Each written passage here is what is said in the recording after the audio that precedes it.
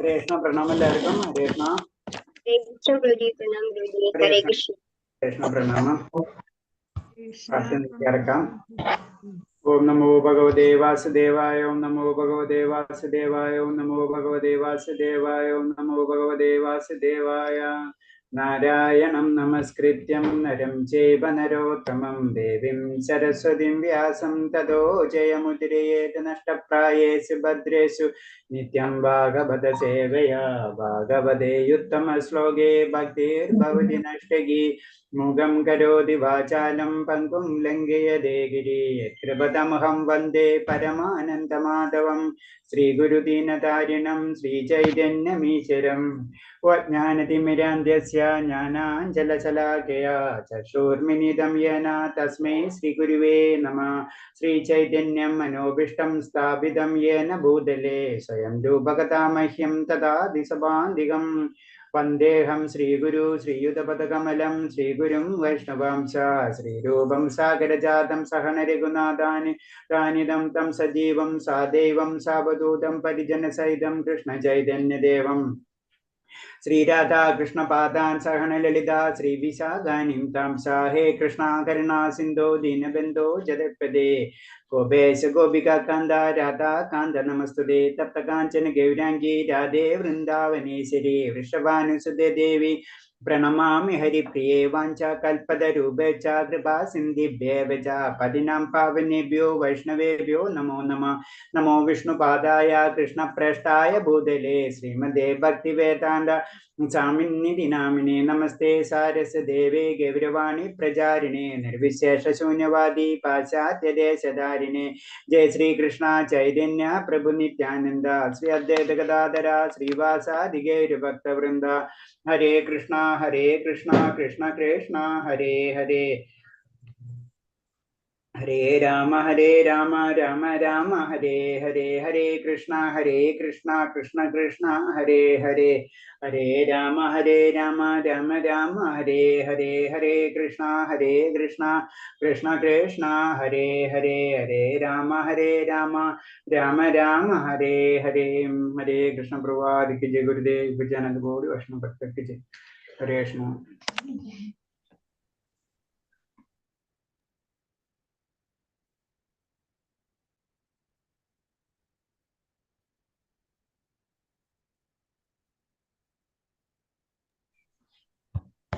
കൃഷ്ണനം 63 ശ്ലോകം 64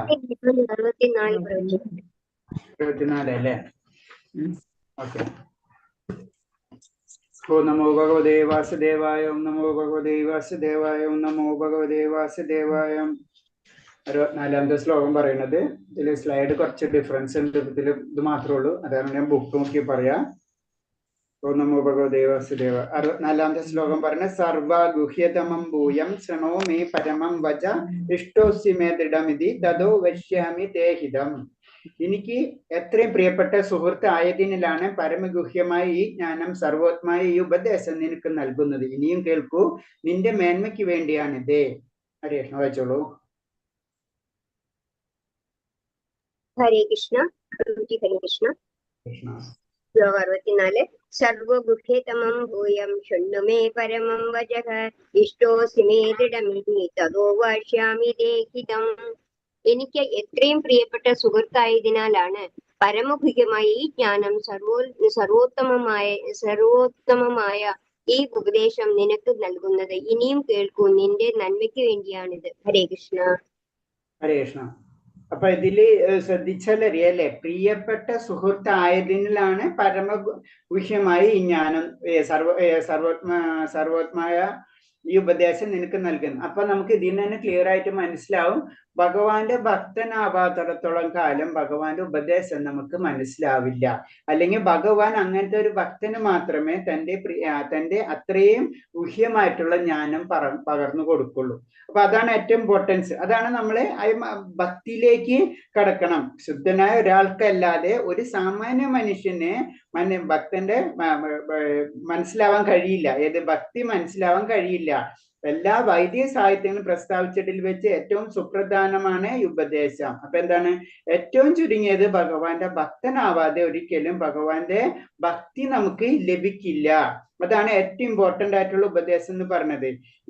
ഇതരുണത്തിൽ കൃഷ്ണൻ പറയുന്നത് തന്നെയാണ് ഈ ജ്ഞാനത്തിന്റെ കഴമ്പ്. അർജുനൻ മാത്രമല്ല സർവ്വ ജീവാത്മാക്കളെയും അനുസരിക്കേണ്ടതുമാണ്. അപ്പൊ ഭക്തി അത് എല്ലാ ജീവാത്മാക്കളുടെ മൗലികമായിട്ടുള്ള കർത്തവ്യമാണ് അല്ലെ. അപ്പൊ അത് നമ്മൾ ചെയ്തേ പറ്റുള്ളൂ. അത് അർജുനൻ മാത്രമല്ല എല്ലാ ജീവജാലങ്ങളും അത് അനുസരിക്കേണ്ടതുണ്ട്.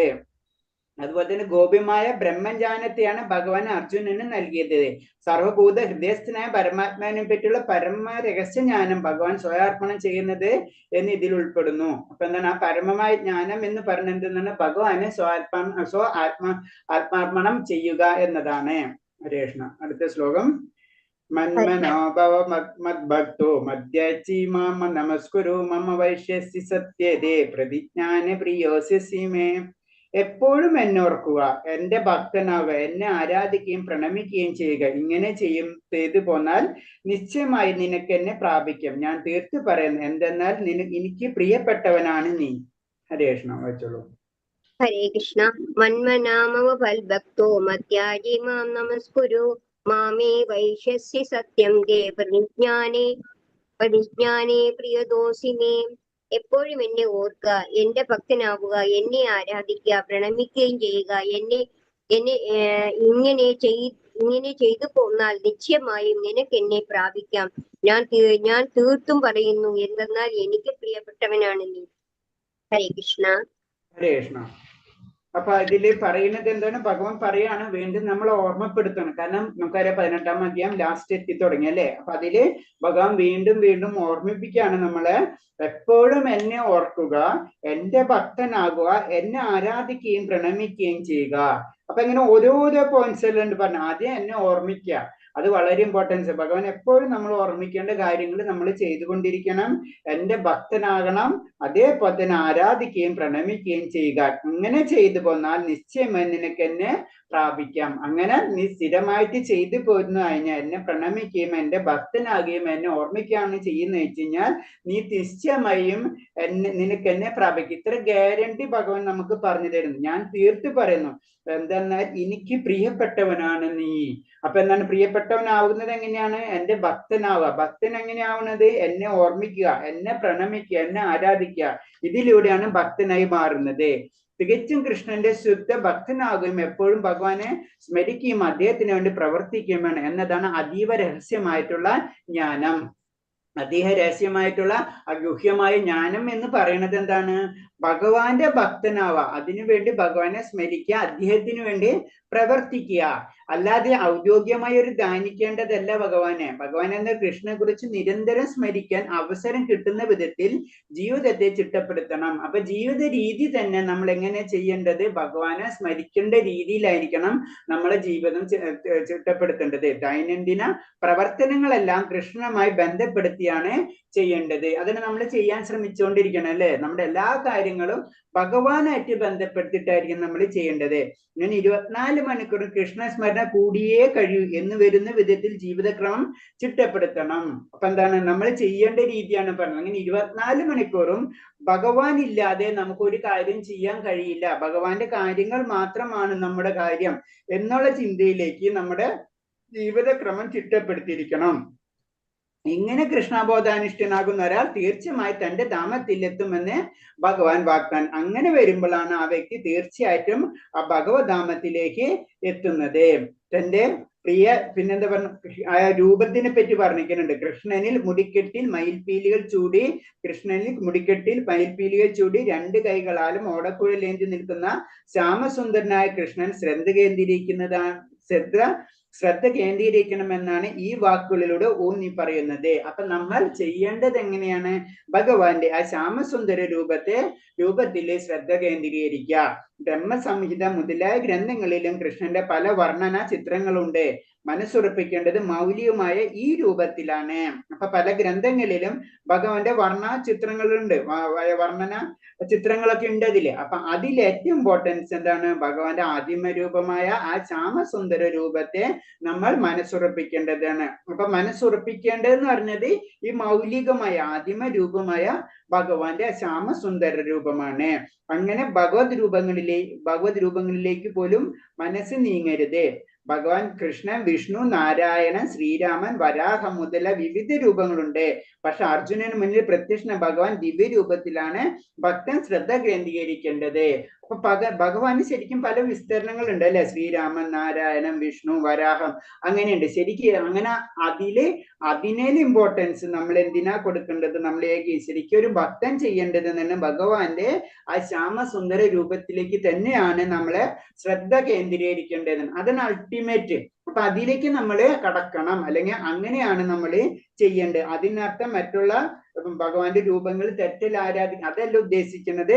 പക്ഷെ ഒരു പ്യുവർ പരിശുദ്ധനായിട്ടുള്ള ഭക്തൻ ചെയ്യുന്നത് ആരിലാണ് സന്തോഷം കണ്ടിട്ട്? ആ ശ്യാമസുന്ദര രൂപമായ ഭഗവാനിലാണ് ആ ഭക്തന് എപ്പോഴും ആനന്ദം ലഭിക്കുക. അടുത്ത ശ്ലോകം. സർവധർമാം പരിത്യേജ മാമേകാ ശരണം പ്രജ അഹം തോ സർവപാപ്യോപ്യോ മോക്ഷയിഷ്യാമി മാ സുജഃ. സർവധർമ്മങ്ങളെയും ത്യജിച്ച് എന്നിൽ ശരണം നേടുക, ഞാൻ നിന്നെ സകല പാപ പ്രതികരണങ്ങളിൽ നിന്ന് മോചിപ്പിക്കാം, ഭയപ്പെടേണ്ട. ഹരേ കൃഷ്ണ. ഹരേ കൃഷ്ണ. സർവധർമാൻ പരിത്യജ്യ മാമേകം ശരണം വ്രജ അഹം ത്വാം സർവഭാവേഭ്യോ മോക്ഷയിഷ്യാമി മാം ശുചഃ. സർവധർമ്മങ്ങളെയും ത്യജിച്ച് എന്നിൽ ശരണം തേടുക, ഞാൻ നിന്നെ സകല പാപ പ്രതികരണങ്ങളിൽ നിന്ന് മോചിപ്പിക്കാം, ഭയപ്പെടേണ്ട. ഹരേ കൃഷ്ണജി. ഹരേ കൃഷ്ണ. ഇതിൽ ലാസ്റ്റ് ഭഗവാൻ പറഞ്ഞു, ഭഗവാൻ ഇത്രയും എല്ലാ കാര്യങ്ങള് പല കാര്യങ്ങൾ വർണ്ണിച്ച് അല്ലെ, പല കാര്യം നമുക്ക് വിവരിച്ച് തരുന്നുണ്ട്. എന്നിട്ട് ലാസ്റ്റ് എന്ത് പറഞ്ഞു? അതൊന്നും നീ ശ്രദ്ധിക്കണ്ട, നീ എന്നിൽ ശരണം പ്രാപിച്ചാൽ മാത്രം മതി, ബാക്കി എല്ലാതും ഞാൻ ഏറ്റെടുക്കണം, നിന്റെ എല്ലാ പാപ പ്രതികരണങ്ങളിൽ നിന്നെ മോചിപ്പിക്കാം എന്നാ പറഞ്ഞത്. അപ്പൊ ഭഗവാൻ പറയുന്നത് പരബ്രഹ്മത്തെ കുറിച്ചുള്ള ജ്ഞാനം, പരമാത്മാവായ ജ്ഞാനം, സാമൂഹ്യമായ വർണ്ണാശ്രമ വിഭാഗത്തെ കുറിച്ചുള്ള ജ്ഞാനം, സന്യാസത്തെ പറ്റിയുള്ള ജ്ഞാനം, അനാസക്തിയെ കുറിച്ചുള്ള ജ്ഞാനം, ഇന്ദ്രിയ നിയന്ത്രണം, മനോനിയന്ത്രണം, ദാനം തുടങ്ങിയ ധർമ്മജ്ഞാനത്തിന്റെയും ധർമ്മചര്യയുടെയും വിവിധ ദിനങ്ങളെ പറ്റി ഭഗവാൻ വിവരിച്ചിരിക്കുന്നു. അങ്ങനെ ഭഗവാൻ നമുക്കറിയാം 17 ഭഗവതിയിൽ പല രീതിയിലുള്ള ജ്ഞാനത്തെ പറ്റി വിവരിക്കുന്നുണ്ട് അല്ലെ. പരബ്രഹ്മത്തെ പറ്റി പറയുന്നുണ്ട്, പരമാത്മാവിനെ പറ്റി പറയുന്നുണ്ട്, സാമൂഹ്യമായ വർണ്ണാശ്രമങ്ങളെ പറ്റി പറയുന്നുണ്ട്, സന്യാസത്തെ പറയുന്നുണ്ട്, അനാസക്തിയുള്ള കൂടെ ഇല്ലാത്ത ജ്ഞാനത്തെ പറ്റി പറയുന്നുണ്ട്, നമ്മൾ ഇന്ദ്രിയങ്ങളെ എങ്ങനെ നിയന്ത്രിക്കണെ പറ്റി പറയുന്നുണ്ട്, മനസ്സിനെ നിയന്ത്രിക്കണെ പറ്റി പറയുന്നുണ്ട്, ദാനത്തിനെ നിയന്ത്രിക്കണെ പറ്റി പറയുന്നുണ്ട്. അങ്ങനെ പല കാര്യങ്ങളും ഭഗവാൻ വിവരിച്ചു തരുന്നുണ്ട്. അതൊക്കെ എന്തിനാ പറഞ്ഞത്? അനേകം രീതിയിൽ പല ധർമ്മങ്ങളെ പറ്റി ഭഗവാൻ വിവരിച്ചിട്ടുണ്ട്. അങ്ങനെ പല രീതിയിൽ പല ധർമ്മങ്ങളും ഭഗവാൻ വിവരിക്കുന്നുണ്ട്. ഇവിടെ ഗീതോപദേശം സംഗ്രഹിച്ചുകൊണ്ട് കൃഷ്ണൻ പറയും. ഇവിടെ എന്താണ് ലാസ്റ്റ് ആ സംഗ്രഹം, അതിൽ ഭഗവാൻ പറയണ എന്താണ്? താൻ ഉപേക്ഷിച്ചിട്ട് പ്രക്രിയയെല്ലാം ഉപേക്ഷിച്ച് അർജുനൻ തനിക്ക് ആത്മാർപ്പണം ചെയ്യണമെന്നാണ്. അപ്പൊ എന്നാൽ ഇതിലെല്ലാത്തിലും പല കാര്യങ്ങളും പറഞ്ഞിട്ടുണ്ടെങ്കിലും നീ എന്താ ചെയ്യേണ്ടത്? നീ അതൊക്കെ ഉപേക്ഷിച്ചിട്ട്, ഞാൻ പറഞ്ഞ ഇപ്പുറത്ത് കുറെ കാര്യങ്ങൾ ഞാൻ നിന്നോട് പറഞ്ഞിട്ടുണ്ട്, അതല്ലാതെ നീ ഉപേക്ഷിച്ചോ, കുഴപ്പമില്ല, നീ എന്നിൽ സമർപ്പിച്ചാൽ മാത്രം മതി. അങ്ങനെ സമർപ്പിച്ചു കഴിഞ്ഞാൽ നിനക്ക് എല്ലാ പാപ പ്രതികരണങ്ങളിൽ നിന്നും മോചിതനാവാൻ കഴിയും എന്നാ പറയുന്നത്. കൂടാതെ എന്തുകൊണ്ട് പാപപ്രതിയിൽ നിന്ന് മോചിപ്പിച്ച് രക്ഷിക്കുമെന്ന് കൃഷ്ണൻ ഉറപ്പു നൽകുന്നു. അപ്പൊ അതാണ് എല്ലാ പാപകർമ്മങ്ങളിൽ മുക്തനായവനെ ശ്രീകൃഷ്ണ ഭഗവാനെ സേവിക്കാൻ കഴിയുമെന്ന് 8ാം അധ്യായത്തിലും പറയുന്നുണ്ട് അല്ലെ. എല്ലാ പാപകർമ്മങ്ങളിൽ നിന്നും മുക്തനായി വരികയും വേണം. അപ്പൊ എന്താണ്? നേരെ തിരിച്ചാണ് പറഞ്ഞത്. എന്നെ സമർപ്പിച്ചു കഴിഞ്ഞാൽ ആ വ്യക്തി പാപമുക്തനായി തീരുകയും ചെയ്യും. പിന്നെ നമ്മൾ ചെയ്യേണ്ട കാര്യം, കൃഷ്ണന്റെ വിധി, കൃഷ്ണനാർപ്പണ വിധിയെ പറ്റി ഹരിഭക്തി വിലാസത്തിൽ പറയുന്നു. കാരണം എങ്ങനെയാണ് നമ്മൾ കൃഷ്ണനിൽ സ്വയമായി അർപ്പിക്കേണ്ടത് എങ്ങനെയാണെന്ന് പറയുന്നതാണ്. അനുകൂലസ്യ സങ്കല്പ പ്രതികൂലസ്യ വർജനം രക്ഷീഷതീതി വിശ്വാസോ ഗോപതൃതോ വരണം തഥാ ആത്മനിവേശ കാർപ്പണ്യോ ഷഡ്ഡിത ശരണം ഗതി. ഭക്തിഭരിതമായ ഭക്തിസ്ഥാനത്തിലേക്ക് ഏതാനും ധാർമ്മിക നിയമങ്ങൾ അംഗീകരിക്കുക മാത്രമാണ് ഭക്തി പ്രകൃതിയ. തന്റെ സാമൂഹ്യ നിലയ്ക്ക് അനുസൃതമായ പ്രവൃത്തി ഏതൊരാൾ നിർവഹിക്കാനുണ്ടാവും. അത് നടത്തത്തിനോടൊപ്പം തന്നെ അയാൾ കൃഷ്ണപദത്തിൽ ഉയരുന്നില്ലെങ്കിൽ ആ പ്രവൃത്തികൾ നിഷ്ഫലം തന്നെ. അപ്പൊ ചുരുക്കി പറയണത് ഇത്രേ ഉള്ളൂ. എന്താണ്? നമ്മളെ ഭഗവാനെ പറ്റി, ഭഗവാന്റെ കാര്യങ്ങൾ ചെയ്യുന്നതിന് വേണ്ടി കാര്യങ്ങൾ ഉപയോഗിക്കാം. അതിന്റെ നേരെ ഓപ്പോസിറ്റ് ആയിട്ട് വരുന്ന കാര്യങ്ങൾ ഉണ്ടെങ്കിൽ നമ്മൾ അത് വേണ്ടാന്ന് വെക്കുക. അതാണ് മെയിൻ ആയിട്ട് ഇതിൽ പറയുന്നത്. അടുത്ത ശ്ലോകം വായിക്കാം. ഇതം തേ നാദപസ്കായ നാഭക്തായ കഥാചന നാചാ ശുശ്രുവേ വാജ്യം നാചാ മാം യോഗ്യ സൂയതി. തപസ്സോ ഭക്തി ഇല്ലാത്തവർക്കും ഭക്തി സേവനത്തിൽ ഏർപ്പെടാത്തവർക്കും എന്നോട് അസൂയുള്ളവർക്കും രഹസ്യമായി ഈ ജ്ഞാനം ഉപദേശിക്കരുതേ. ഹരേഷ് വായിച്ചോളൂ. ഹരേ കൃഷ്ണ. ഇതം തേ നാദപസ്കായ നാഭക്തായ കഥാചന നാചാശുശ്രുഷവേ വാച്യം ന ച മാം യോഗ്യസൂയതി. തപസ്സോ ഭക്തിയോ ഇല്ലാത്തവർക്കും ഭക്തി സേവന കർമ്മങ്ങളിൽ ഏർപ്പെടാത്തവർക്കും എന്നോട് അസൂയ ഉള്ളവർക്കും രഹസ്യമായി ഈ ജ്ഞാനം ഉപദേശിക്കരുത്. ഹരേ കൃഷ്ണ. ഹരേ കൃഷ്ണ. അപ്പൊ ഇതിൽ പറയുന്നത് ഇതേപോലെ തന്നെ അതിനോട് ആഗ്രഹമില്ലാത്തവർക്ക്, ഭക്തിയോട് ആഗ്രഹമില്ലാത്തവർക്ക്, അപ്പൊ അവരെന്തായിരിക്കും ചെയ്യുക? അവര് തപസ്സോ ഭക്തിയോ ഇല്ലാത്തവർക്കും ഭഗവത് സേവനത്തിൽ ഏർപ്പെടാത്തവർക്കും എന്നോട് അസൂയുള്ളവർക്കും രഹസ്യമായ ജ്ഞാനം ഉപദേശിക്കരുതേ. അപ്പൊ വളരെ സിമ്പിൾ ആയിട്ടുള്ളതാണ്. ഭക്തിക്ക് ആഗ്രഹമുള്ളവർക്ക് മാത്രം ഭക്തി പറഞ്ഞു കൊടുക്കാൻ പാടുള്ളൂ. അല്ലാന്ന് ചോദിച്ചു കഴിഞ്ഞാൽ അതുകൊണ്ട് ഒരു കാര്യമില്ല, അല്ലെങ്കിൽ അത് വേറെ രീതിയിലേക്കാണ് മാറിപ്പോവാ. അപ്പൊ നിർദ്ദിഷ്ട തപസ്യകളും ധർമാനുഷ്ഠാനങ്ങളും ചെയ്യാത്തവർക്കും കൃഷ്ണബോധത്തോടെ ഭഗവത് സേവനത്തിൽ തുനിയാത്തവർക്കും ഒരു ശുദ്ധഭക്തനെ മാനിക്കാത്തവർക്കും കൃഷ്ണനൊരു ഇതിഹാസ പുരുഷൻ മാത്രമാണെന്ന് കരുതുന്നവർക്കും അദ്ദേഹത്തിന്റെ മഹത്വത്തിൽ ഈർഷ്യയുള്ളവർക്കും ഗോപ്യമായി ജ്ഞാനം നൽകി പോകരുതേ എന്ന് ഒരു വളരെ നമ്മളോട് ഒരു വാണിംഗ് അടക്കണം പറഞ്ഞു തരുന്നത്. കാരണം എന്ന് വെച്ചാൽ ഇത് ഇങ്ങനെ ചിന്തിക്കുന്നവർക്ക് ഇതൊന്നും പറഞ്ഞിട്ട് ഒരു കാര്യമില്ല. അതാ പറഞ്ഞത്, നമ്മുടെ സമയം പോകാനും അവരെ സമയം പോകാനും കാര്യം ഉണ്ടാവുള്ളൂ. അങ്ങനെ ചെയ്യേണ്ട ആവശ്യമില്ല. കൃഷ്ണനോട് അസൂയ ചില അസുര സ്വഭാവികൾക്കും മറ്റു വിധത്തിൽ അദ്ദേഹത്തെ ആരാധിക്കുകയും തങ്ങളുടെ ഉദ്ദേശങ്ങൾ അനുയോജ്യമായി വ്യാഖ്യാനം ഭഗവതിക്ക് നൽകുകയും ചെയ്യുന്നതായി കണ്ടുവരുന്നുണ്ട്. അപ്പൊ എന്താണ്, ഇങ്ങനെ പല ഉപദേശങ്ങൾക്ക് അവർക്ക് കിട്ടിക്കഴിഞ്ഞാൽ പിന്നെ അവരുടെ രീതിയിൽ അവർ വ്യാഖ്യാനിക്കാനൊക്കെ തുടങ്ങും. അപ്പൊ അതാണ് പറഞ്ഞത്. അതുപോലെ തന്നെ പറഞ്ഞ ഭോഗാസക്തരായവർക്ക് ഭഗവതിയുടെ പൊരുൾ സുഖാഗ്രഹമല്ലെന്നാണ് വാസ്തവം. നമുക്ക് ഭൗതികമായിട്ടുള്ള വളരെയധികം ആഗ്രഹങ്ങൾ നിലനിൽക്കുന്നെങ്കിൽ നമുക്ക് ഇതിന്റെ കണ്ടന്റ് എന്താണ് ഭഗവതി എന്നുള്ളത് നമുക്ക് മനസ്സിലാവില്ല എന്നാ പറയുന്നത്. കാരണം ഭോഗാവസ്ഥനല്ലെങ്കിലും വേദോക്തമ നിബന്ധന പിഴയ്ക്കാതെ അനുഷ്ഠിക്കുന്ന ഒരാൾ പോലും സ്വയം ഭക്തനല്ലെങ്കിൽ അയാൾ കൃഷ്ണനെ അറിയാൻ കഴിയില്ല.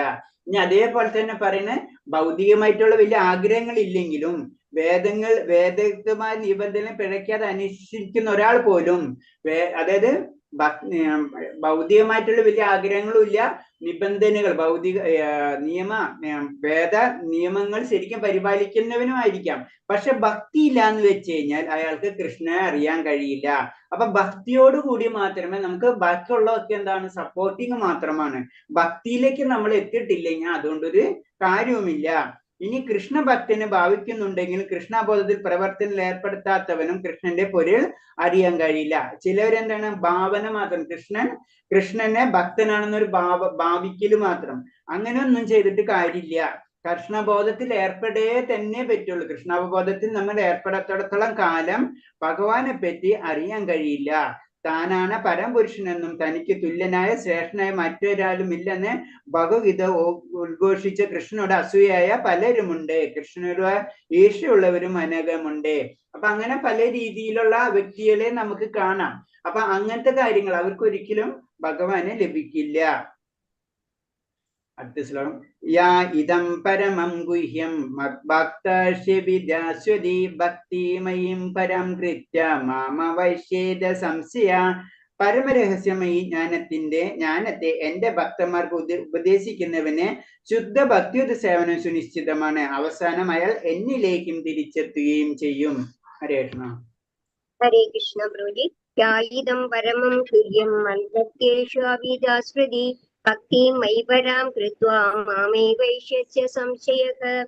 പരമരഹസ്യമായി ഈ ജ്ഞാനത്തെ എന്റെ ഭക്തന്മാർക്ക് ഉപദേശിക്കുന്നവന് ശുദ്ധഭക്തിയുടെ സേവനം സുനിശ്ചിതമാണ്. അവസാനം അയാൾ എന്നിലേക്ക് തിരിച്ചെത്തുകയും ചെയ്യും. ഹരേ കൃഷ്ണ.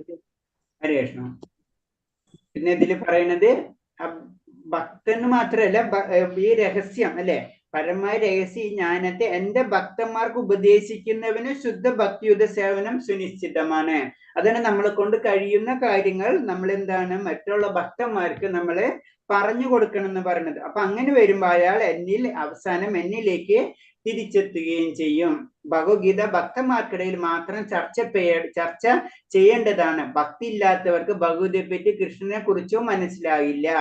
ശരിക്കും ഭഗവത് ചർച്ച ചെയ്യപ്പെടേണ്ടത് എന്താണ്? എവിടെയാണ്? ഭക്തന്മാർക്കിടയിലാണ്, അല്ലാതെ ഭക്തിഹീനന്മാർക്കിടയിലല്ല.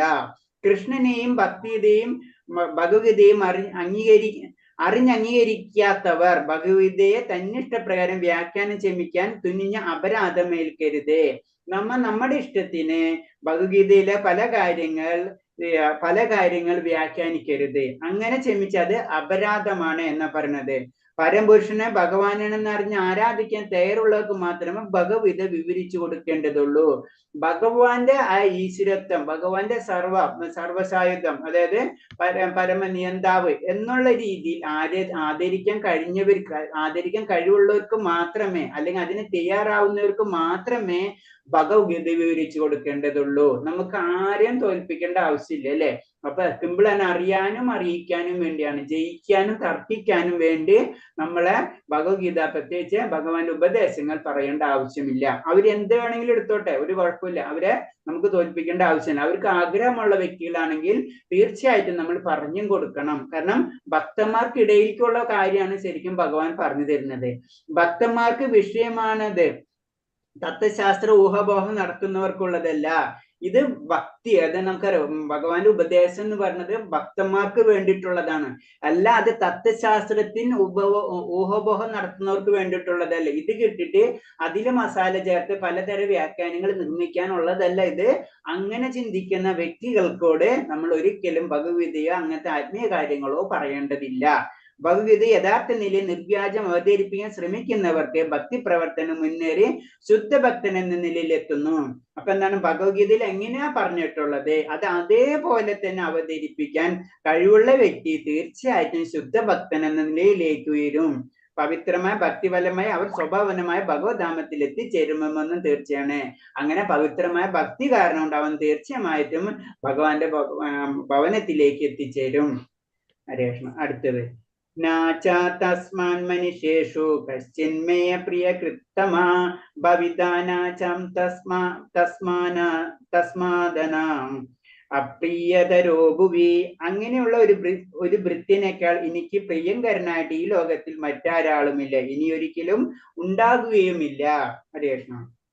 ഹരേ കൃഷ്ണ. തസ്മാൻ മനുഷ്യേഷു കഞ്ചിന്മേ പ്രിയകൃത്തമഃ ഭവിതാന ച മേ തസ്മാദന്യ പ്രിയതമോ ഭുവി.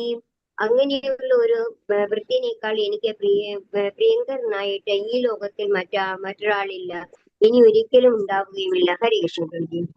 ഹരേ കൃഷ്ണ. അപ്പൊ അടുത്തത് തന്നെ പറഞ്ഞത്, കാരണം അങ്ങനത്തെ ഒരു നമ്മുടെ ഇതിലെ ആചാര്യന്മാര് നമുക്ക് വേണമെങ്കിൽ പറയാം, അല്ലെ? അവരെക്കാൾ, അങ്ങനെയുള്ള വൃത്തിനേക്കാൾ എനിക്ക് പ്രിയങ്കരനായിട്ട് ഈ ലോകത്തിൽ മറ്റൊരാളുമില്ല, ഇനി ഒരിക്കലും ഉണ്ടാവുകയില്ല എന്ന് പറഞ്ഞു. അപ്പൊ ഭഗവാനെ സംബന്ധിച്ച് ഏറ്റവും പ്രിയപ്പെട്ടത് ആരാണെന്ന് പറയുന്നത് ഭഗവാന്റെ കാര്യങ്ങൾ പറഞ്ഞു കൊടുക്കും.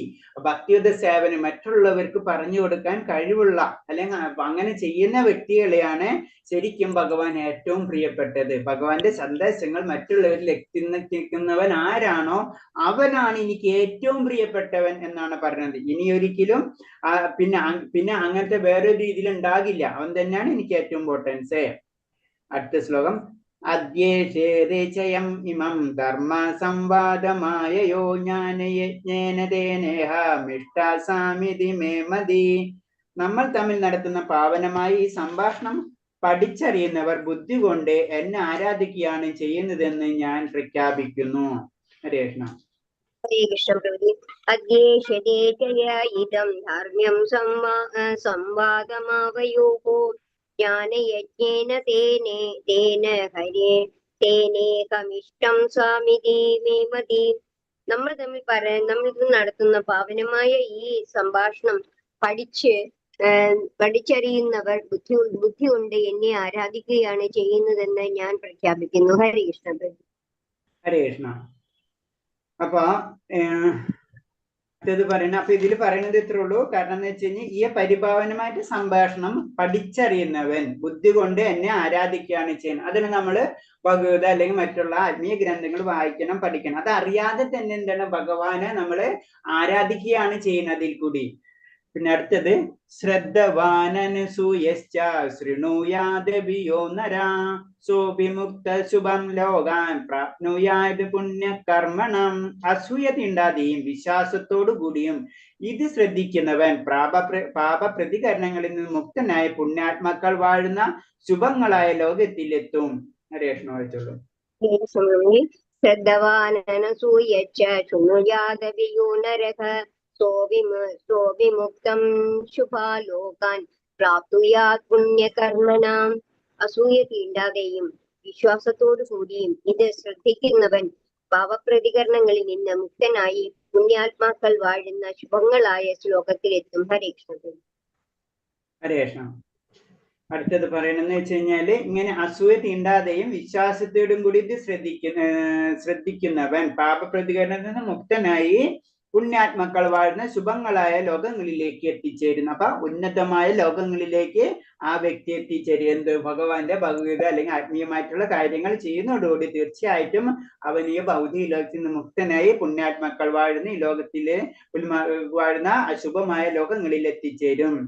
പിന്നെ വേറെ രീതി പറയുമ്പോ മറ്റൊരു രീതി പറഞ്ഞാൽ ഭഗവത്ഗീത ഭക്തന്മാർക്ക് വേണ്ടിയിട്ടുള്ളതാണ്. ഭഗവത്ഗീത ഭക്തന്മാർക്ക് വേണ്ടിയിട്ടുള്ളതാണ്. എങ്കിലും ചിലപ്പോൾ ഒരു ഭക്തൻ ഒരു പൊതുവായ ഒരു പഠന ക്ലാസ് ആരംഭിച്ചെന്ന് വരാം. അതിൽ പങ്കെടുക്കുന്ന വിദ്യാർത്ഥികൾ ഭക്തന്മാരായിരുന്നു വരില്ല. അപ്പൊ നമ്മളോട് പറഞ്ഞല്ലേ, കാരണം ഭക്തന്മാർക്ക് മാത്രമേ നമ്മൾ ഭഗവത്ഗീത ഉപദേശങ്ങൾ കൊടുക്കാൻ പാടുള്ളൂ. അപ്പൊ സാധാരണ രീതിയിൽ അങ്ങനെ ഒരു ക്ലാസ് നടക്കുമ്പോൾ അതിൽ ഭക്തനല്ലാത്തവരും ഉണ്ടാവില്ലേ എന്ന് പ്രഭാസ്വാമി നമ്മളോട് തന്നെ ചോദിക്കുകയാണ്.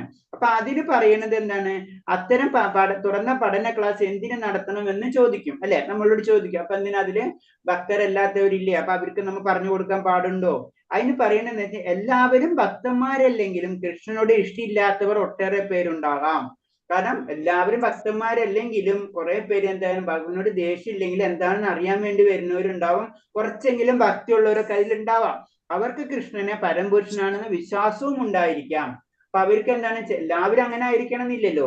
അപ്പൊ നമ്മളൊന്ന് അറിയാൻ ആഗ്രഹമുള്ളവർ അതിലുള്ളത് കാരണം കൊണ്ട് നമുക്ക് അറിയാവുന്ന കാര്യങ്ങൾ നമ്മൾ പറഞ്ഞു കൊടുക്കണം. അങ്ങനെയുള്ളവർ വിശ്വാസന ഒരു ഭക്തനിൽ നിന്ന് ഭക്തവചനങ്ങൾ കേൾക്കുന്നതോടെ പാപപ്രതികരണങ്ങൾ ഒഴിഞ്ഞ് പുണ്യാത്മാക്കളുടെ വാസസ്ഥലമായ വ്യൂഹത്തിൽ പ്രാപിക്കും. അങ്ങനെ വരുമ്പോൾ എന്താണ്, കുറച്ചെങ്കിലും ആത്മീയമായിട്ടുള്ള ആഗ്രഹമുള്ള വ്യക്തികൾ ഭഗവാന്റെ വചനങ്ങൾ കേൾക്കുന്നതോടുകൂടി ഉന്നതമായ ലോകങ്ങളിലേക്ക് കടക്കുന്നു. അങ്ങനെ ഒരു നല്ല ഭക്തനാകാൻ ശ്രമിക്കാത്തവർക്ക് പോലും ഭഗവത് ശ്രവണം കൊണ്ട് മാത്രം പുണ്യങ്ങളിൽ നിന്ന് നേടാവുന്ന ഫലം സിദ്ധിക്കുകയും ചെയ്യും. അതാണ് ശ്രവണത്തിന്റെ പ്രത്യേകത. പ്രത്യേകിച്ച് അങ്ങനത്തുള്ള ആചാര്യന്മാരിൽ നിന്ന് നമ്മൾ അത് കേൾക്കുന്നതോടുകൂടി നമ്മളിലുള്ള പാപങ്ങൾ കുറെയൊക്കെ മാറി നമ്മൾ ഉന്നതമായ ഗ്രഹങ്ങളിലേക്ക് നമുക്ക് യാത്ര ചെയ്യാൻ കഴിയും. ഓക്കെ, അടുത്തത് കച്ചിദ്ദേതചുതം പാർത്യോഗ്യാഗ്രേണ ചേതസാ കശ്ചിത് ജ്ഞാന സമ്മോഹ പ്രണഷ്ടസ്തദനഞ്ജയ. കുന്തിപുത്രനായ ധനഞ്ജയ, നീ ഇതെല്ലാം ശ്രദ്ധയോട് കേട്ടില്ലേ? അജ്ഞാനത്തിൽ നിന്നുള്ളവായ നിന്റെ വ്യാമോഹം ഇപ്പോൾ നീങ്ങില്ലേ? ഹരേ കൃഷ്ണ. കച്ചിദ്ദേതചുതം പാർത്ഥ ത്വയൈവാഗ്രേണ ചേതസാ കഞ്ചിജ്ഞാന സമ്മോഹ പ്രണഷ്ടസ്തേ ധനഞ്ജയ. കുന്തിപുത്രനായ ധനഞ്ജയ, നീ ഇതെല്ലാം ശ്രദ്ധയോടുകൂടി കേട്ടില്ലേ? അജ്ഞാനത്തിൽ നിന്നുളവായ നിന്റെ വ്യാമോഹം ഇപ്പോൾ നീങ്ങിയിട്ടില്ലേ? ഹരേ കൃഷ്ണ. ഹരേ കൃഷ്ണ. അപ്പൊ നമുക്ക് ഒന്നും കൂടെ അർജുനനോട് ചോദിക്കുകയാണ്, നീ ഇതെല്ലാതും ശ്രദ്ധയോട് കേട്ടില്ലേ എന്നാ ചോദിക്കുന്നത്. അപ്പൊ കാരണം ഇത്രയും ഞാൻ പറഞ്ഞത് ശ്രദ്ധയോടുകൂടി കേൾക്കേണ്ട കാര്യമാണ് എന്നാണ് അതിൽ കൂടെ പറഞ്ഞത്. അപ്പൊ എന്താണ്, ഒരു ഗുരു ശിഷ്യന് കൊടുക്കണതാണ് അല്ലെ. അപ്പൊ ഗുരു ശിഷ്യന് കൊടുത്തു കഴിഞ്ഞു കഴിഞ്ഞാൽ ഗുരു ചോദിക്കുകയാണ്, നീ അത് ശരിക്കും മനസ്സിലായില്ലേ എന്നുള്ളൊരു ചോദ്യമാണ്. അർജുനന്റെ അധ്യാത്മിക ഗുരു എന്ന നിലയിലാണ് കൃഷ്ണൻ പ്രവർത്തിച്ചത്. ശരിയായ കാഴ്ചപ്പാട് തന്നെയാണ് അർജുനൻ ഗീതോപദേശം സ്വീകരിച്ചതെന്ന് അദ്ദേഹത്തിന്റെ പൊരുൾ ഉൾക്കൊണ്ടോ എന്ന് കൃഷ്ണൻ അറിയേണ്ടതുണ്ട്. അപ്പൊ ഞാൻ പറഞ്ഞ കാര്യങ്ങൾ അതേ രീതിയിൽ തന്നെ അർജുനൻ മനസ്സിലാക്കിയോ എന്ന് ഒരു സംശയമല്ല, അതൊന്നും കൂടെ ക്ലാരിഫൈ ചെയ്യണം. നിനക്ക് അത് മനസ്സിലായില്ലേ എന്ന് ചോദിക്കണാണ്. അപ്പൊ കൃഷ്ണനെ പോലെയുള്ള വിശ്വാസിന് ഒരു ആത്മീയ ഗുരുവിൽ നിന്നോ അദ്ദേഹത്തിന്റെ പ്രതിനിധിയിൽ നിന്നോ ഭഗവത് ശ്രവിക്കുന്നവന്റെ അജ്ഞാന തപസ് അപ്രത്യക്ഷമാകുന്ന അയാൾക്ക് അനുഭവപ്പെടാം. അപ്പൊ എന്താണ്, ഭഗവാനിൽ നിന്നോ ഭഗവാന്റെ പ്രതിനിധിയിൽ നിന്നോ നമ്മൾ ഭഗവത്ഗീത ആത്മീയ ജ്ഞാനം കേൾക്കുന്നതോടുകൂടി നമ്മുടെ അജ്ഞാനമായ തപസ് അപ്രത്യക്ഷമാകുകയും ഭഗവാനിലേക്കുള്ള യാത്ര നമുക്ക് അടുക്കുകയും ചെയ്യാണ് ചെയ്യുന്നത്. അപ്പൊ ഭഗവത്ഗീത എന്ന് പറയുന്നത് ഒരു കവിയോ നോവലിസ്റ്റ് എഴുതിയ ഒരു സാധാരണ പുസ്തകമല്ല. അപ്പൊ എപ്പോഴും നമ്മൾ പറയേണ്ടതും നമ്മൾ മനസ്സിലാക്കേണ്ടതെന്ന് പറഞ്ഞാൽ ഭഗവത്ഗീത എന്ന് പറയുമ്പോൾ അത് ഒരിക്കലും ഒരു സാധാരണ വ്യക്തിയാൽ തന്നതല്ല. അതൊരു കവിയുടെയോ അല്ലെങ്കിൽ ഒരു നോവലിസ്റ്റിന്റെയോ മനസ്സിൽ കണ്ട ബുദ്ധിപരമായിട്ടുള്ള കാര്യങ്ങളല്ല. ഇത് ഭഗവാൻ തന്നിട്ടുള്ള കാര്യമാണ്. അതാണ് പറഞ്ഞ ഇതില് പല കാര്യങ്ങൾ ഉണ്ടെങ്കിലും ഇതിൽ കാണാം സൈക്കോളജി കാണാം, അല്ലെങ്കിൽ വേറെ പല കാര്യങ്ങളും നമുക്ക് മാനേജ്മെന്റ് കാണാം, അങ്ങനെ പല കാര്യങ്ങളും ഇതിൽ കാണാം. അതിന്റെ അർത്ഥം അത് സൈക്കോളജിയുടെ പുസ്തകം അല്ലെങ്കിൽ മാനേജ്മെന്റിന്റെ പുസ്തകം ഒന്നല്ലത്. ഇത് ഭഗവാൻ തന്നിട്ടുള്ള ഉപദേശം മാത്രമാണ്, അത് ഭക്തി മാത്രമാണ്. അപ്പൊ പരമദീപോത്തമപുരുഷൻ തന്നെ പറഞ്ഞതാണിത്, അതെപ്പോഴും മനസ്സിലാക്കണം. അല്ലാതെ മറ്റുള്ളവർ പറഞ്ഞതല്ല, ഭഗവാൻ തന്നെ നമുക്ക് പറഞ്ഞതാണ്. കൃഷ്ണനിൽ നിന്നോ അഥവാ ഭഗവാന്റെ പ്രതിപുരുഷനായ ഒരു യഥാർത്ഥ ആത്മീയ ഗുരുവിൽ നിന്നോ ഉപദേശങ്ങൾ കേൾക്കാൻ ഭാഗ്യമുണ്ടായാൽ മുക്തനാകും എന്ന് ഉറപ്പാണ്.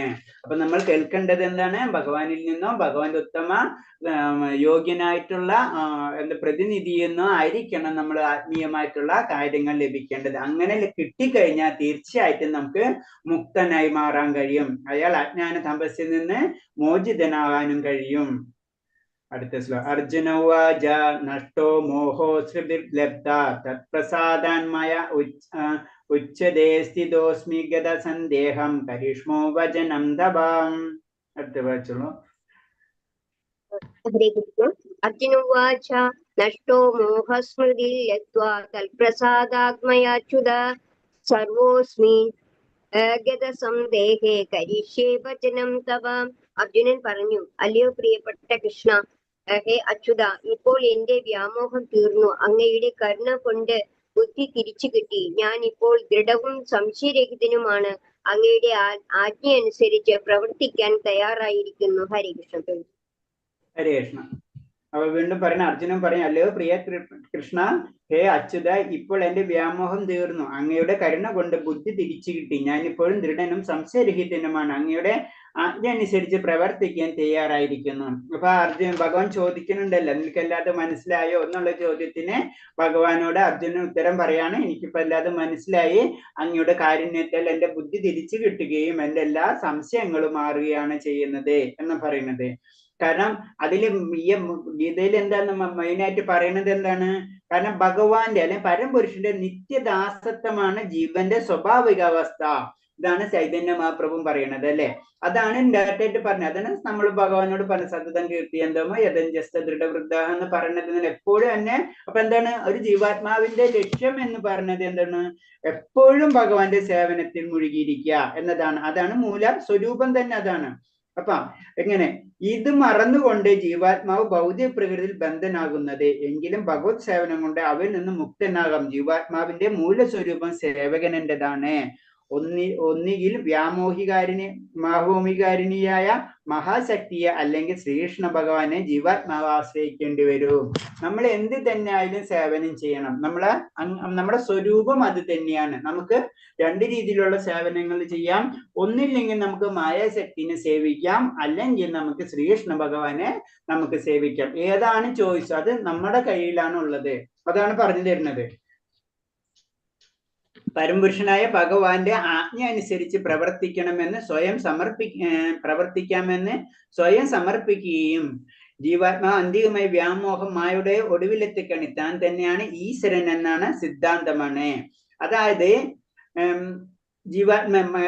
മായയുടെ അവസാനത്തെ കെണി എന്ന് പറയുന്ന ഒരു കാര്യത്തിൽ പറയണമെന്ന് വെച്ച് കഴിഞ്ഞാല്, നമ്മൾ ഭഗവാന്റെ പരംപുരുഷനായ ഭഗവാന്റെ ആജ്ഞ അനുസരിച്ച് പ്രവർത്തിക്കാമെന്ന് സ്വയം സമർപ്പിക്കുകയും ജീവാത്മാവ് അന്തിമ വ്യാമോഹം അതായത് ചുരുക്കി പറഞ്ഞത് ഇത്രേ ഉള്ളൂ, നമ്മളാണെന്നുള്ളൊരു തോന്നിക്കഴിഞ്ഞാൽ അത് മായയുടെ ഒരു കെണിയാണെന്നാ പറയുന്നത്.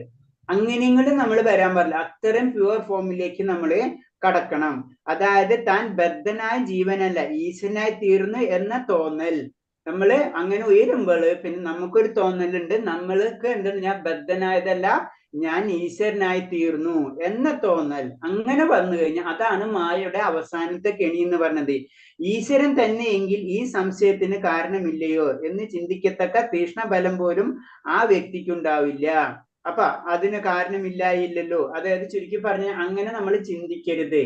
അപ്പൊ അങ്ങനെ ചിന്തിക്കാനുള്ള കഴിവ് നമുക്ക് ഉണ്ടെങ്കിൽ നമ്മൾ എന്താണ്, നമ്മൾ അപ്പോഴും ബദ്ധസ്ഥരായി മാറി ഭൗതിക ലോകത്തിലേക്ക് തന്നെ നമ്മൾ വരികയാണ്. അതാണ് അതിൽ നിന്ന് മനസ്സിലായത്. അതാണ് മായയുടെ അവസാനത്തെ കെണി എന്ന് പറയുന്നത്. അതാണ് ആ മോഹം, അതടക്കം നമുക്ക് പാടില്ല എന്ന് പറഞ്ഞു വരുന്നത്. ഈ ശ്ലോകത്തിൽ മോഹം എന്ന പദം ശ്രദ്ധേയമാണ്. ജ്ഞാനത്തിന്റെ വിരുദ്ധമാണ് മോഹം. എല്ലാ ജീവാത്മാക്കളും എന്നേക്കും ഭഗവത് ദാസന്മാരാണെന്ന ബോധം തന്നെ യഥാർത്ഥ ജ്ഞാനം. ഈ നില മറന്ന് താൻ ആരുടെയും ദാസനല്ല എന്നും ഭൗതിക ലോകത്തിന് ഉടമയാണെന്ന് ജീവൻ വിശ്വസിക്കുന്നു. അപ്പൊ നമ്മൾ ചെയ്യേണ്ടത് എന്താണ്, ഭഗവത് ദാസൻ എന്നുള്ള ഒരു ബോധം നമ്മളേക്കിൽ ഉണ്ടാവണം. പക്ഷെ എന്താണ് തിരിച്ചെന്താണ് സംഭവിക്കുന്നത്, നമ്മളാണ് ഈ ലോകത്തിന്റെ ഉടമ എന്നുള്ളതാണ് നമ്മൾ ചിന്തിക്കുന്നത്. അങ്ങനെ വരുമ്പോഴാണ് നമ്മൾ പ്രകൃതിക്ക് കീഴ്പ്പെടുന്നത്. പ്രകൃതി തനിക്ക് കീഴ്പ്പെടുത്തണം എന്നുള്ള ആഗ്രഹത്തിന് പിന്നിൽ ജീവാത്മാവിന്റെ വ്യാമോഹമാണിത്. വ്യാമോഹം മാത്രമാണ്, ഒരിക്കലും നടക്കില്ല. തിരിച്ചാണ് സംഭവിക്കുന്നത്. നമ്മള് പ്രകൃതിയെ കീഴടക്കാനല്ല, പ്രകൃതി നമ്മളെയാണ് കീഴടക്കുന്നത്. ഓക്കെ, അടുത്ത ശ്ലോകം. സഞ്ജയുവാചാം വിദ്യാഹം വാസുദേവസ്യ പാർത്ഥസ്യ ച മഹാത്മനാ സംവാദമിമ അത്ഭുതം രോമഹർഷണം. സഞ്ജയം പറഞ്ഞു, ഇപ്രകാരം മഹാത്മാക്കളായ കൃഷ്ണൻ അർജുനന്മാർ തമ്മിൽ നടന്ന സംഭാഷണം ഞാൻ കേട്ടു. അത്ഭുതകരമായ ആ സന്ദേശം എന്നെ കോൾമയിൽ കൊള്ളിക്കുന്നു. ഹരേഷ്ണ വായിച്ചോളൂ. സഞ്ജുവാച നിത്യോഹം വാസുദേവസ്യ പാർത്ഥസ്യ മഹാത്മനഃ സംവാദമിമമൗഷമത്ഭുതം രോമഹർഷണം. സഞ്ജയൻ പറഞ്ഞു, ഇപ്രകാരം മഹാത്മാക്കളായ കൃഷ്ണാർജുനന്മാർ തമ്മിൽ നടന്ന ഈ സംഭാഷണം ഞാൻ കേട്ടു. അത്ഭുതകരമായി ആ സന്ദേശം എന്നെ കോൾമയിൽ കൊള്ളിക്കുന്നു. ഹരേ കൃഷ്ണ പ്രജി. ഹരേ കൃഷ്ണ. അപ്പൊ അതില് നമുക്കറിയാം ഇത് മുഴുവനും നടന്നത് സഞ്ജയൻ ധൃതരാഷ്ട്രരോട് പറയണ ഇതിനോട് യുദ്ധത്തിലെ കാര്യങ്ങൾ പറഞ്ഞു കൊടുക്കുന്നതോടുകൂടിയല്ലേ ഇത് തുടങ്ങുന്നത് തന്നെ. നമുക്കറിയാം ഫസ്റ്റ് ശ്ലോകം തുടങ്ങുന്നത് തന്നെയാണ്. അപ്പൊ ഇത് ഇദ്ദേഹത്തെ തന്നെയാണ് ചോദിക്കുന്നത്. ഭഗവതിയുടെ ആദ്യ അധ്യായത്തിൽ ധൃതരാഷ്ട്രൻ കാര്യദർശിനിയ സഞ്ജയനോട് ചോദിക്കുന്നു, കുരുക്ഷേത്ര യുദ്ധത്തിൽ കുരുക്ഷേത്ര യുദ്ധഭൂമിയിൽ എന്ത് സംഭവിച്ചു? അവിടെ നടന്ന സംഭവങ്ങൾ മുഴുവൻ സഞ്ജയന്റെ ചക്ഷുസിലേക്ക് തന്റെ ആത്മീയ ആചാര്യനായ വാസുദേവന്റെ അനുഗ്രഹത്തിൽ പകർത്തപ്പെടുകയാണ്. അങ്ങനെ സഞ്ജയൻ സമരരംഗത്തെ സംഭവങ്ങൾ വിവരിക്കുന്നു. ആശ്ചര്യമൊന്നത്രേ കൃഷ്ണാർജുന സംവാദം. അപ്പൊ ശരിക്കും ധൃതരാഷ്ട്രർക്ക് സഞ്ജയനല്ലാതെ യുദ്ധരംഗത്തിലെ കാര്യങ്ങൾ പറഞ്ഞു കൊടുക്കാണ് അല്ലെ. അങ്ങനെ പറഞ്ഞു കൊടുക്കുമ്പോഴില് അതിൽ വരുന്ന ഒരു പാർട്ടാണ് ശരിക്കും എന്താണ്, അർജുനനും ഭഗവാനും തമ്മിലുള്ള സംവാദം. ഈ രണ്ട് മഹാത്മാക്കൾ തമ്മിൽ അത്രയും പ്രാധാന്യമുള്ള ഒരു സംഭാഷണം മുന്നേ നടന്നിട്ടില്ല, ഇനി നടക്കാൻ പോകുന്നതുമില്ല. അപ്പൊ അത് ആർക്ക് സഞ്ജയനും മനസ്സിലാവണം. ഈ രണ്ട് മഹാത്മാക്കൾ തമ്മിൽ അവരെ ആദ്യമേ തന്നെ കണ്ടുമുട്ടിട്ടുള്ള സംസാരങ്ങളൊക്കെ ഉണ്ടായിട്ടുള്ളതാണ്. പക്ഷെ ഇതേപോലുള്ള സംസാരം നടന്നിട്ടില്ല, ഇനി നടക്കാനും പോകുന്നില്ല. പരംപുരുഷനായ ഭഗവാനെ തന്നെ കുറിച്ച്, സ്വശക്തിയെ കുറിച്ച് മഹാഭക്തന് അർജുനനാകുന്ന ജീവാത്മാവിന് വിവരിച്ചെടുക്കുന്നതിനാൽ വിശേഷിച്ചും അത്ഭുതഭാവമാണ് ഈ സംവാദം. അപ്പൊ അവിടെ നടക്കുന്നത് എന്താണ്, പരംപുരുഷനായ ഭഗവാൻ ജീവാത്മാവായ അർജുനനെ എല്ലാ കാര്യങ്ങളും വിവരിച്ചു കൊടുക്കുകയാണ് ചെയ്യുന്നത് അല്ലെ. കൃഷ്ണനെ ശരിക്കും മനസ്സിലാക്കാൻ വേണ്ടി അർജുനൻ കാൽപ്പാടുകളെ പിന്തുടരണമെങ്കിൽ നമുക്ക് സന്തുഷ്ട ജീവിതം വിജയം സുനിശ്ചിതമാണ്. അപ്പൊ അർജുനന്റെ കാൽപ്പാടുകളാണ് നമ്മൾ പിന്തുടരാന്ന് വെച്ച് കഴിഞ്ഞാലും നമുക്ക് എന്താണ്, തീർച്ചയായിട്ടും നമുക്കും വിജയം സുനിശ്ചിതമാണ്. അപ്പൊ അതാണ് പറയുന്നത്. അടുത്ത ശ്ലോകം. വ്യാസ പ്രസാദചിതവാത്മാനേർ ഏതാഗുഹ്യമഹം പരം യോഗം യോഗസ്വരാത് കൃഷ്ണ സാക്ഷാൽ കഥയതാ സ്വയം. യോഗേശ്വര കൃഷ്ണൻ തന്നെ അർജുനനെ പരമരഹസ്യമായി ഈ യോഗം ഉപദേശിച്ചത് വ്യാസദേവന്റെ അനുഗ്രഹത്താൽ എനിക്ക് നേരിട്ട് കേൾക്കാനിട വന്നു. ഹരേ കൃഷ്ണ. വ്യാസപ്രസാദാച്യുത ബാധതേതൃഗുഹ്യമഹം പരം യോഗം യോഗേശ്വരാത് കൃഷ്ണ സാക്ഷാൽ കഥയതാ സ്വയം. യോഗേശ്വരനായ കൃഷ്ണൻ തന്റെ അർജുനന് പരമരഹസ്യമായ ഈ യോഗം ഉപദേശിച്ചത് വ്യാസദേവന്റെ അനുഗ്രഹത്താൽ എനിക്ക് നേരിട്ട് കേൾക്കാനിടവന്നു. ഹരേ കൃഷ്ണൻ. ഹരേ കൃഷ്ണ. അപ്പൊ അതില് ആരെ കേൾക്കണമെന്നല്ലേ? യോഗേശ്വരനായ കൃഷ്ണൻ തന്നെ അർജുനന് പരമരഹസ്യമായ യോഗം ഉപദേശിച്ചത് വ്യാസദേവന്റെ അനുഗ്രഹത്താൽ എനിക്കത് നേരിട്ട് കേൾക്കാനിട വന്നു. അപ്പോഴെന്താണ്, ഒരിക്കലും ഒരു ശിഷ്യൻ എന്താണ് എന്റേതെന്നുള്ള ഒരിക്കലും പറയില്ല അല്ലല്ലേ? എല്ലാതും തന്നെ ഗുരുവിന്റെ കാരുണ്യത്തിലാണെന്നാ പറയാ. നമുക്കറിയാം, ഗുരുവിന്റെ കാരുണ്യത്തിൽ തന്നെയാണ് ശരിക്കും ആർക്ക് സഞ്ജയന് ഇതൊക്കെ കേൾക്കാൻ കഴിഞ്ഞത് തന്നെ. സഞ്ജയന്റെ ആത്മീയ ഗുരു എന്ന് പറഞ്ഞത് വ്യാസദേവനാണ് അല്ലെ? അപ്പൊ ഭഗവാനെ തനിക്കറിയാൻ സാധിച്ചത് വ്യാസദേവന്റെ പ്രസാദം കൊണ്ടാണെന്ന് സഞ്ജയൻ സമ്മതിക്കുന്നു. ഭഗവാനെ പറ്റി അറിയാൻ കഴിഞ്ഞത് ആര് സഹായം കൊണ്ടാണ്? വ്യാസദേവന്റെ സഹായം കൊണ്ടാണ്. അതാണ് പറഞ്ഞത്, നമുക്കൊരു ഗുരുനാഥന്റെ ഒരു ഗൈഡൻസ് ഇല്ലാതെ, പ്രസാദമില്ലാതെ നമുക്കൊരിക്കലും ഭഗവാനെ പ്രാപിക്കാൻ കഴിയില്ല. കൃഷ്ണനെ കുറിച്ച് ജ്ഞാനം നേടേണ്ടത് നേരിട്ടല്ല, ഗുരുവിലൂടെയാണ്. ഇതിൽ നിന്ന് മനസ്സിലാക്കാം. അപ്പൊ ഗുരുവിലൂടെയാണ് ഭഗവാൻ അറിയേണ്ടത്, അല്ലാണ്ട് നമുക്ക് നേരിട്ട് കഴിയില്ല. അനുഭൂതി നേരിട്ട് തന്നെയെങ്കിലും സുതാര്യമായ മാധ്യമമായ ആധ്യാത്മിക ഗുരു നിലകൊള്ളുന്നുണ്ട്. ഇതാണ് ശിഷ്യ പരമ്പരയുടെ രഹസ്യം. അപ്പൊ ശരിക്കും അനുഭൂതി ആർക്ക് കിട്ടുന്നുണ്ട്? സഞ്ജയന് കിട്ടുന്നുണ്ട്. പക്ഷെ ആ സഞ്ജയന് കിട്ടാനുള്ള മാധ്യമം എന്താണ്? അത് ഗുരു വഴിയാണ് അല്ലെ? അപ്പൊ ഗുരുവില്ലാതെ നമുക്ക് ഒരിക്കലും നമുക്ക് അനുഭൂതി തന്നെ അനുഭവപ്പെടില്ല. ഗുരു ഒരു മാധ്യമം പോലെ നിലനിൽക്കുന്നത് കൊണ്ടാണ് നമുക്ക് അത് അനുഭവപ്പെടാം. അത്രയും ഇമ്പോർട്ടൻസ് എന്തിനുണ്ട്? ഗുരുവിനുണ്ട് എന്നാണ് പറയുന്നത്.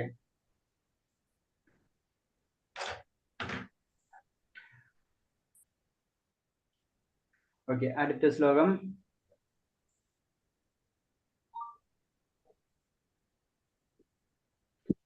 രാജൻ സംസ്മൃത സംവാദമിമദ്ഭുതം കേശവാർജുനയോ പുണ്യം ഹൃഷ്യാമി ച മുഹുർമുഹു. കൃഷ്ണാർജുനന്മാരുടെ അത്ഭുതകരമായ ഈ പുണ്യ സംവേദം വീണ്ടും വീണ്ടും ഓർത്തോർത്ത് ഞാൻ അനുനിമിഷം ആനന്ദ പുളികിതനാകുന്നു. രാജാവേ. ഹരേ കൃഷ്ണ. ഹരേ കൃഷ്ണ. രാജൻ സംസ്മൃത്യ സംവാദം ഇമം അത്ഭുതം കേശവാർജുനയോ പുണ്യം ധ്യാസ്യാമി ച മുഹുർമുഹുഃ. കൃഷ്ണാർജന്മാരുടെ അത്ഭുതകരമായി ഈ പുണ്യ സംവാദനം വീണ്ടും വീണ്ടും ഓർത്തോർത്ത് ഞാൻ അനുനിമിഷം ആനന്ദപുളകിതനാകുന്നു. രാജാവേ. ഹരേ കൃഷ്ണ. ദേവി. ഹരേ കൃഷ്ണ. അപ്പൊ എന്താണ് ഭഗവാന്റെ, അതായത് കൃഷ്ണാർജുനന്മാരുടെ സംസാരം അല്ലെ, പുണ്യ സംവാദം ഓർക്കുന്നതോടുകൂടി ആർക്ക് സഞ്ജയന് ആനന്ദ പുളികിതനാകുന്നു എന്ന് പറഞ്ഞു. അത്രയും അത് ആലോചിക്കുമ്പോ തന്നെ ആനന്ദത്തിന്റെ കൊടുമുടിയിലേക്ക് എത്താണ് സഞ്ജയൻ ചെയ്യുന്നത്. അതാണ് ആത്മീയത്തിന്റെ പ്രത്യേകത. നമ്മള്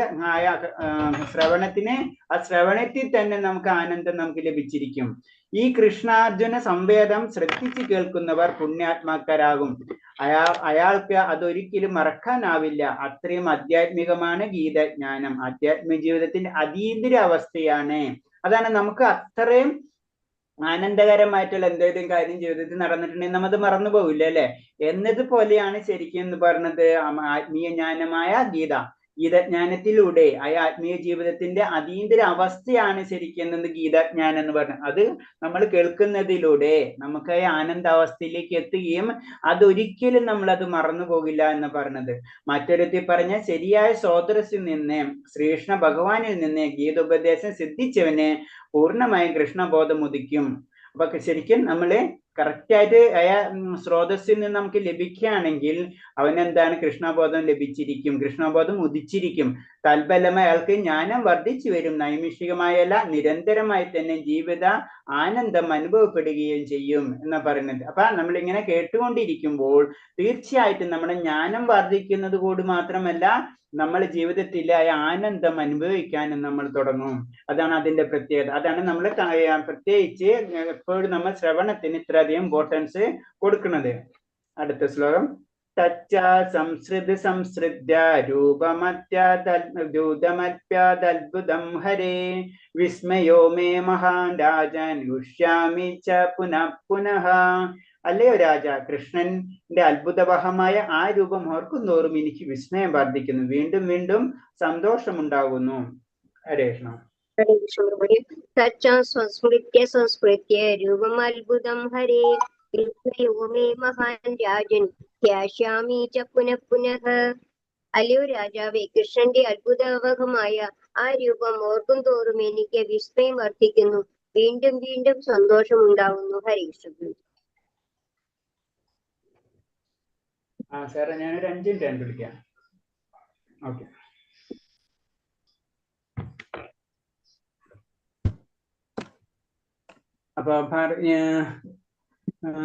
അപ്പൊ പറഞ്ഞു വരുന്ന വെച്ച് കഴിഞ്ഞാല്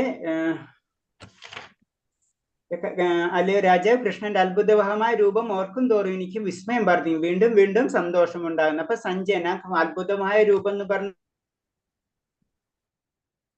നമുക്കറിയാം അല്ലെ, വിശ്വരൂപം. അർജുനൻ ദർശിച്ച വിശ്വരൂപം വ്യാസന്റെ പ്രസാദത്തിൽ സഞ്ജയനും പ്രത്യക്ഷമായിരുന്നു. അപ്പൊ എന്താണ്, വ്യാസദേവന്റെ അനുഗ്രഹത്തിൽ അത് നമുക്ക് കിട്ടുന്നത് എന്താണ്, നമ്മുടെ ഗുരുനാഥന്റെ അനുഗ്രഹം കൊണ്ടാണ് നമുക്ക് എല്ലാതും കിട്ടുന്നത്. അതാണ് സഞ്ജയൻ പറയുന്നത്. ഇതൊക്കെയാണ് നമ്മൾ മനസ്സിലാക്കേണ്ടത് എന്നൊക്കെ. അപ്പൊ അവിടെ എന്താണ്, കാരണം അർജുനൻ ദർശിച്ച വിശ്വരൂപം വ്യാസന്റെ പ്രസാദത്തിലാണ് സഞ്ജയന് പ്രത്യക്ഷമാകുന്നത്. പിന്നെ കൃഷ്ണരൂപം മുന്നൊരിക്കലും പ്രദർശിച്ചിട്ടില്ല എന്ന് പറയുന്നുണ്ട്. ആ കൃഷ്ണരൂപം, കൃഷ്ണന്റെ ഈ രൂപം വിശ്വരൂപം ഒരിക്കലും ആദ്യമേ പ്രദർശിച്ചിട്ടില്ല. ആദ്യമായിട്ടാണ് വിശ്വരൂപം അത് ഇത് ചെയ്യുന്നത് തന്നെ, പ്രത്യക്ഷമാക്കുന്നത് തന്നെ. അർജുനന് വേണ്ടി മാത്രം കാണിച്ചതല്ലാണെങ്കിലും കൃഷ്ണന്റെ വിശ്വരൂപം അതേസമയം മറ്റു ഭക്തന്മാർക്കും ഭക്തിജനങ്ങൾക്കും കാണാൻ സാധിച്ചിരുന്നു. അവരിൽ ഒരാളാണ് വ്യാസൻ. അപ്പൊ വ്യാസനും അതേപോലെ തന്നെ ഭക്തന്മാർക്കും ചില ഭക്തന്മാർക്ക് കാണാൻ കഴിഞ്ഞിരുന്നു. അതേപോലെ തന്നെ വ്യാസന് കാണാൻ കഴിഞ്ഞത് കൊണ്ട് കാരണം സഞ്ജയനും കാണാൻ കഴിഞ്ഞത്. മഹാഭക്തനായ അദ്ദേഹം കൃഷ്ണന്റെ തന്നെ മറ്റൊരു ശക്തിമത്തമായ അവതാരമാണ്. അപ്പൊ വ്യാസദേവൻ എന്ന് പറയുന്നത് ആരാണ്, ഭഗവാന്റെ തന്നെ ഒരു അവതാരം തന്നെയാണ്. സഞ്ജയൻ കണ്ടത് വീണ്ടും വീണ്ടും ഓർമ്മിച്ച് ആനന്ദം കൊള്ളുന്നതുമായ വിശ്വരൂപം തനിക്ക് ദൃശ്യമായിരുന്നു എന്ന് തന്റെ ആ ശിഷ്യനെ വ്യാസൻ അറിയിക്കുകയാണ് ഉണ്ടായത്. അപ്പൊ ആ ശിഷ്യനെ വ്യാസദേവൻ അറിയിക്കുകയാണ് ചെയ്തത്. കാരണം അത് ഗുരുവായാലും കണ്ടത് ശിഷ്യനോട് പറഞ്ഞു കൊടുക്കുന്ന പോലെ തന്നെ. അതാണ് ഗുരു ശിഷ്യ തമ്മിലുള്ള ആ ബന്ധം എന്ന് പറയുന്നത്. അടുത്ത ലാസ്റ്റ് ശ്ലോകമാണ്. ഹരേ കൃഷ്ണ നമോ ഭഗവതേ വാസുദേവായ. യത്ര യോഗേശ്വര കൃഷ്ണ യത്ര പാർത്ഥോ ധനുർധര തത്രാസേ വിജയോ ഭൂതിർ ധ്രുവാതിർമതിർമമാം. എവിടെ യോഗേശ്വരനായ കൃഷ്ണനുണ്ടോ, എവിടെ വില്ലാളി വീരനായ അർജുനനുണ്ടോ, അവിടെയാണ് ഐശ്വര്യവും വിജയവും അസാധാരണ ശക്തിയും നീതിയും ഉള്ളത്. ഇതാണ് എന്റെ അഭിപ്രായം. ഹരേ കൃഷ്ണ. വായിച്ചോളൂ. ഓം നമോ ഭഗവതേ വാസുദേവായ. എത്ര യോഗേശ്വര കൃഷ്ണോ യത്ര പാർത്ഥോ ധനുർധരഃ തത്ര വിജയോ ഭൂതിർധ്രുവാനീതിർമതിർമമാം. ഇവിടെ യോഗേശ്വരനായ കൃഷ്ണനുണ്ടോ, എവിടെ വില്ലാളി വീരനായ അർജുനുണ്ടോ, അവിടെയാണ് ഈ ഐശ്വര്യവും വിജയവും അസാധാരണ ശക്തിയും നീതിയും ഉള്ളത്. ഇതാണ് എന്റെ അഭിപ്രായം. ഹരേ കൃഷ്ണ. ഹരേ കൃഷ്ണ.